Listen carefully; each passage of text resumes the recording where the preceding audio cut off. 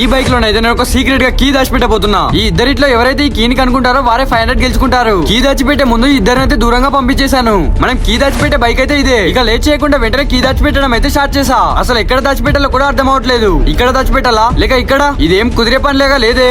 Idea, ఇక్కడ దాచిపెడదాం. So final గా ఈ బండి బొక్కలోనైతే కీ దాచిపెట్టేసా. ఈ కీని దొరికించుకోవడం దాదాపు అసాధ్యం. గేమ్ స్టార్ట్ అయిందని చెప్పగానే మా వాళ్ళు అయితే పరిగెత్తుకుంటూ వచ్చారు. ఇక చూద్దాం కీని ఎవరు దొరికించుకుంటారు. ఆ డబ్బులు ఎలాగైనా చేసి నేనే గెలుచుకుంటా. Time starts now. ఇక మావాడైతే కీని వెతకడం స్టార్ట్ చేశాడు. టోటల్ గా బైక్ చుట్టూ తిరుగుతూ ప్రదక్షిణాలు చేశాడు. కానీ వాడికి కీ ఎక్కడ దొరకడం లేదు. ఈ గేమ్ లో రూల్ ఏంటంటే 30 సెకండ్స్ లోపే కీని వెతకాలి.